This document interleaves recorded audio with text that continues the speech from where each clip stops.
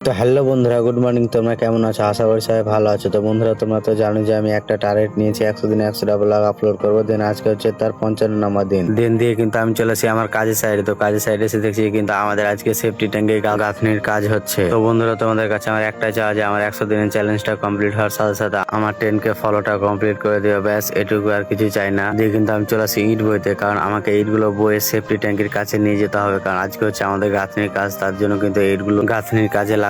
আর এদিকে কিন্তু ওহিদুল্লাহ আর ইসমাইল্লাহ কিন্তু গাঁথনি শুরু করে দেয়। তো আমাদের একদিক কিন্তু গাঁথনি হয়ে গেছিল, আর একদিকে গাঁথনির কাজ চলছিল। দিয়ে কিন্তু আমাদের গাঁথনির কাজটা সম্পূর্ণ হয়ে যায়, তোমরা দেখতে পাচ্ছ। দিয়ে এখন কিন্তু আমি যাবো চুল কাটতে, কারণ আমার চুলগুলো কিন্তু অনেকদিন কাটা হয়ে গেছিল আর বড় হয়ে গেছিল। সামনে যে সাদা আটিয়ার খান দেখতে পাচ্ছ, এখানটা করে কিন্তু আজকে আমি যাবো চুল কাটতে পুঠিয়ামোড়। ট্রেন দিয়ে কিন্তু আমি চলে আসি পুঠিয়ামোড় সিলনের পাশে। দেখতে পাচ্ছ সামনে সিলনে চুল কাটছে। দিয়ে কিন্তু আমি গাড়ি থেকে নেমে যাই। গাড়ি থেকে নামার পরে কিন্তু আমি চলে যাই সেলুনের দিকে। তো সেলুনের দিকে কিন্তু ভিড় ছিল, দুই একজন কাটছিল চুল। দিয়ে কিন্তু আমি সেলুনের ভিতরে গিয়ে চুপ করে বসে যাই, কারণ দুই একটার পর কিন্তু আমার পালা ছিল। দীর্ঘ অপেক্ষার পর কিন্তু আমি চেয়ারে বসে যাই চুল কাটার জন্য। তো ফাইনালি আমার চুল কাটা কমপ্লিট। তো বন্ধুরা দেখতে পাচ্ছ আমার চুল কাটা হয়ে গেছে। তো চুল কাটাটা কেমন হয়েছে অবশ্যই কমেন্ট সেকশনে জানিও। আর দেখে কিন্তু শ্রীরামদা কিন্তু আমার চুলে কিন্তু হাওয়া মেরে দিচ্ছিল। এত গরম, কি বলবো, হাওয়াটা মারছিল তো সুন্দর লাগছিল, কিন্তু গরম গরম লাগছিল ভাবটা। আর হাওয়া মেরে দেখো চুলটা কি খাড়ো হয়ে যাচ্ছে একবারে। দিন দিয়ে কিন্তু আমাকে শ্রীরামদা টাটা করে দিলে। তো বন্ধুরা, ভিডিওটা আজকে এ পর্যন্ত। কেমন হয়েছে অবশ্যই কমেন্ট সেকশনে জানিও। টাটা, বাই বাই, দেখা হচ্ছে নেক্সট ভিডিওতে। ভালো থাকো, সুস্থ থাকো।